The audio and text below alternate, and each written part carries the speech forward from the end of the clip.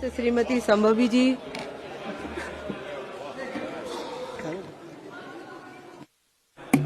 धन्यवाद सभापति महोदय। आपने इतने महत्वपूर्ण ऐतिहासिक संवैधानिक संशोधन पर बोलने का, इस चर्चा में भाग लेने का अवसर दिया। हम अपनी पार्टी लोक जनशक्ति पार्टी, अपने नेता राष्ट्रीय अध्यक्ष श्री चिराग पासवान जी, समस्तीपुर की देवतुल्य जनता और बिहार की तमाम बेटी बहनों की ओर से नारी शक्ति वंदन अधिनियम के समर्थन में बोलने के लिए खड़े हुए हैं। अपनी बात शुरू करने से पहले हम एक कोट पढ़ना चाहेंगे। A statesman is one who thinks of the future generations, while a politician is one who thinks of the upcoming elections. ये हम इसीलिए कोट करें क्योंकि जो स्टेट्समैन स्पिरिट हमारे नेता राष्ट्रीय अध्यक्ष श्री चिराग पासवान जी ने दिखाया है वो काबिलिए तारीफ है। बिना किसी लीगल एनफोर्समेंट के उन्होंने 40% महिलाओं को 2024 की लोकसभा में चुनाव में जिता करके इस सदन में बिहार का प्रतिनिधित्व करने के लिए भेजा और इसके हम सदा आभारी रहेंगे कि महज 25 साल की युवा सांसद उनके वजह से इस सदन में जीत करके आई और बिहार की जनता का प्रतिनिधित्व कर रही हैं। हमारी शास्त्रों में लिखा है यत्र नार्यस्तु पूज्यन्ते रमन्ते तत्र देवता। इसका अर्थ है कि जिस घर में, जिस समाज में नारी को पूजा जाता है वहां पे देवता अर्थात सुख, शांति और समृद्धि का वास होता है। महोदय, ये जो बिल है महज कागज का टुकड़ा नहीं, पर ये उन करोड़ों माताओं बहनों के आत्मसम्मान का, अधिकारों का घोषणा पत्र है। ये केवल एक अमेंडमेंट नहीं बल्कि सदियों से जो उनकी तपस्या है, जो उनके संघर्ष है, उसका ये परिणाम है। ये सदियों की बंदिशों को, रूढ़ियों को तोड़ने का ऐलान है और ये पूरे देश में मातृशक्ति का हक और सम्मान देने का एक बहुत खूबसूरत सुनहरा अवसर है। हमारे यशस्वी प्रधानमंत्री श्री नरेंद्र मोदी जी ने पूरे विश्व को बता दिया है कि विमेन डेवलपमेंट और विमेन लेड डेवलपमेंट का क्या अंतर होता है। जैसा कि वो कहते हैं कि नारी सशक्तिकरण का दौर गया, अब नारी नेतृत्व की बारी है। इसी पे हम एक पंक्ति पढ़ना चाहेंगे। सदियों की इन जंजीरों का अब मिट रहा निशान है, नारी शक्ति के उदय का एक ये नया विधान है। वक्त के इस दौर में अब तेरा ही ऐलान है, मेरी प्यारी माताओं बहनों, तू ही नए भारत की नींव, तू ही इसकी शान है। महोदय, हम लोग 2 दिन पहले हमारे संविधान के निर्माता डॉक्टर बाबा साहब भीमराव अंबेडकर जी की जयंती को मनाए और वो हमेशा कहते थे कि social justice can not be achieved without gender justice. संविधान लागू होते ही उन्होंने सबसे पहले महिलाओं को वोट करने का अधिकार दिया था और वो 3 तरह के जस्टिस की बात करते थे, पॉलिटिकल जस्टिस, सोशल जस्टिस और इकोनॉमिक जस्टिस। ट्रिपल तलाक, बेटी बचाओ बेटी पढ़ाओ के माध्यम से हमने महिलाओं में सोशल जस्टिस को डिलीवर किया। उज्ज्वला योजना, ड्रोन दीदी, जीविका दीदी के माध्यम से हमने महिलाओं में इकोनॉमिक जस्टिस को डिलीवर किया और आज इस आरक्षण के तहत हम महिलाओं में पॉलिटिकल जस्टिस को डिलीवर करने के लिए यहाँ खड़े हुए हैं। अब भारत को विश्व गुरु बनने से कोई नहीं रोक सकता क्योंकि अब यहाँ पे जो नीतियों का निर्माण होगा उसमें आधी आबादी की भी उतनी ही भागीदारी होगी और जो यहाँ पे महिलाएं होंगी वो हमारे देश का प्रतिनिधित्व करेंगी। महोदय, हम बिहार की धरती से आते हैं, बिहार की गौरवशाली धरती से आते हैं। वहाँ की महिलाओं ने अपने नेतृत्व से, अपने हुनर से पूरे विश्व में भारत का मान बढ़ाया है। वो लोकगीत गायिका शारदा सिन्हा जी हो, वो दरभंगा की भावना कंठ जी हो, वो मुजफ्फरपुर की शिवांगी सिंह जी हो, इन सब बेटियों ने बिहार के साथ साथ देश का भी मान विश्व स्तर पर बढ़ाया है। हमारे राष्ट्रीय अध्यक्ष श्री चिराग पासवान जी हमेशा अपने vision Bihar first, Bihari first की बात करते हैं और वो ये जानते हैं कि बिहार फर्स्ट और बिहारी फर्स्ट को आधी आबादी के सहयोग के बिना नहीं डिलीवर किया जा सकता।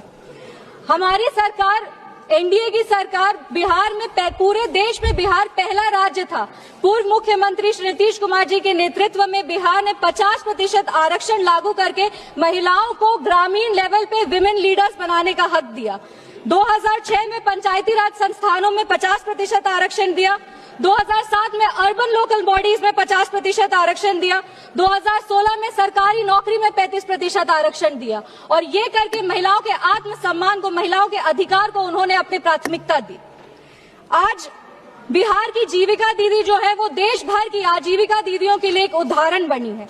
लेकिन इस देश का और ये बिहार का विडंबना है कि जहां एक तरफ एनडीए ने बेटियों को माताओं को, बहनों को आगे रखा। वहीं बिहार के विपक्ष की एक पार्टी है जिनके सांसद सरेआम सदन में इस बिल को फाड़ के टुकड़ा टुकड़ा किए थे, बेटियों के सपने को चूर चूर इसी सदन में किए थे। वो और कोई नहीं, सुरेंद्र यादव जी हैं।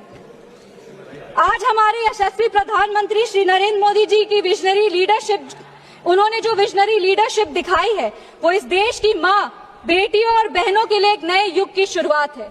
उन्होंने सिर्फ आरक्षण ही नहीं दिया, उन्होंने संरक्षण, सम्मान और सशक्त नेतृत्व का भी अधिकार दिया। विपक्ष भले ही एक महिला प्रधानमंत्री बनाए, लेकिन इस देश का दुर्भाग्य है कि उस महिला प्रधानमंत्री ने महिलाओं के लिए कुछ नहीं किया। 1984 में ब्रूट मेजॉरिटी के बावजूद वो इस विधेयक को पारित नहीं कर पाए। 2010 में राज्यसभा से पास होने के बाद लोकसभा में भी विपक्ष के साथ होने के बावजूद वो इस बिल को पारित नहीं कर पाए। और ये सिर्फ और सिर्फ इसीलिए हुआ क्योंकि इनका पॉलिटिकल विल तब भी नहीं था इसको पारित करने का, और इनका पॉलिटिकल विल आज भी नहीं है इसको पारित करने का।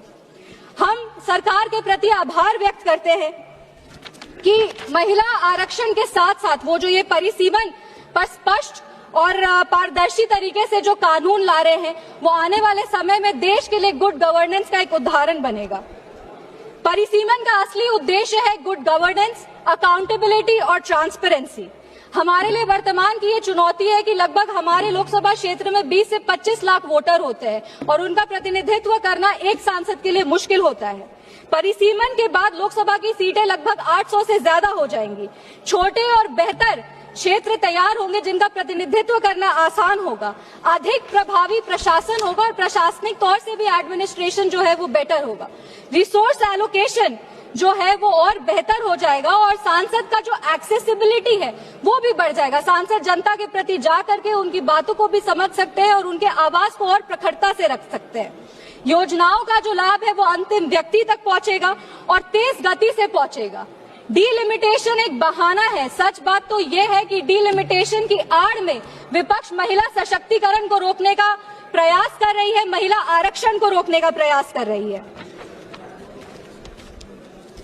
हमारी जो माताएं बहनें हैं वो कई वर्ष से उनको साइलेंट वोटर्स कहा जा रहा है, पर अब समय आ गया है कि वो ये साइलेंट वोटर्स नहीं बल्कि लॉ मेकर्स बने।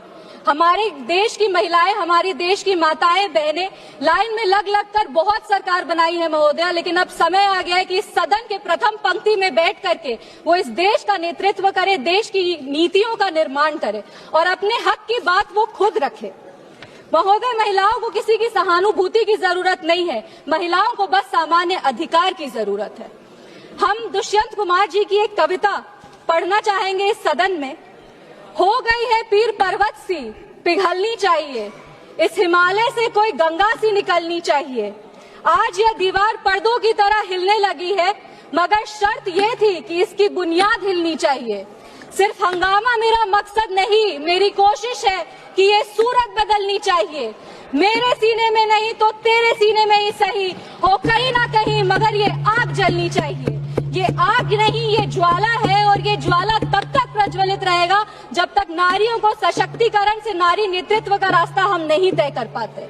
बिहार की बेटी, देश की बेटी होने के नाते हम तमाम माताओं बहनों को शुभकामनाएं देंगे और विपक्ष से विनम्र अनुरोध करेंगे कि साथ में आइए और बेटी के हक की लड़ाई लड़िए और इस विधेयक को पारित करिए। बहुत बहुत धन्यवाद। जय हिंद, जय बिहार। आइटम नंबर 4, माननीय मंत्री श्री अर्जुन राम मेघवाल जी।